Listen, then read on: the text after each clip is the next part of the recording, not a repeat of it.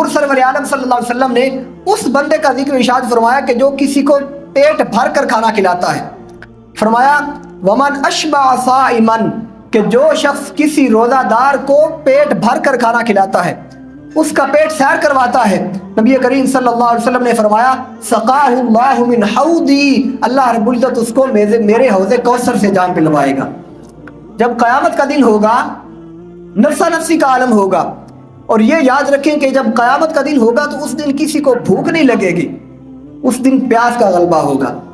ہر شخص پسینے کے اندر شرابور ہوگا، کسی قسم کی فکر اور نہیں ہوگی، اپنی فکر سب کو ہوگی، ماں کی فکر، باپ کی فکر، بیٹے کی فکر، بھائی کی فکر، دوست کی فکر، ہر ایک کی فکر بھول چکا ہوگا. اپنی فکر کے اندر صرف اس کو جو ہے وہ پیاس کی شدت ہوگی، بھوک بھی نہیں ہوگی. تو حضور سرور عالم نے ارشاد فرمایا کہ جو شخص کسی روزے دار کو پیٹ بھر کر کھانا کھلاتا ہے، رب اس کو قیامت کے دن میرے حوض کوثر سے پانی پلائے گا. لا یشبع حتی یدخل الجنہ، جب ایک گھونٹ وہ حوض کوثر کا میرے حوض کا پی لے گا، اس کو جنت کے اندر داخلے تک کبھی پیاس نہیں لگے گی. اور پھر جب وہ جنت میں داخل ہوگا تو وہاں پر نہ بھوک ہوگی اور نہ ہی کیا ہوگی، پیاس ہوگی.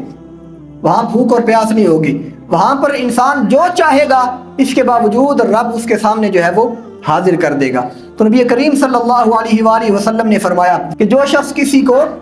پیٹ بھر کر کھانا کھلاتا ہے تو اللہ رب العالمین اس کو میرے حوض کوثر سے کیا کرے گا، پانی پلوائے گا. وَهُوَ شَهْرٌ أَوَّلُهُ رَحْمَةٌ، فرمایا یہ وہ مقدس اور مبارک مہینہ ہے جس کا اول رحمت ہے، اس کا جو درمیان ہے یعنی کہ جو دوسرا عاشرہ ہے وہ مغفرت سے بھرا ہے. وَآخِرُهُ عِتْقٌ مِّنَ النَّارِ، اور اس کا جو آخر ہے وہ دوزخ سے آزادی کا عاشرہ ہے. پھر فرمایا وَمَنْ خَفَّفَ عَنْ مَمْلُوكِهِ فِيهِ، کہ جو اپنے ماتحت لوگوں سے، اپنے جو اس کے زیر سایہ ہیں، زیر کفالت ہیں، ان کے اوپر تخفیف کرتا ہے، ان کے ساتھ نرمی سے پیش آتا ہے، ان کے ساتھ اچھا سلوک کرتا ہے، تو حضور نبی اکرم صلی اللہ علیہ وسلم نے فرمایا غفر اللہ لہ، اللہ رب العزت اس شخص کی بھی بخشش فرما دیتا ہے.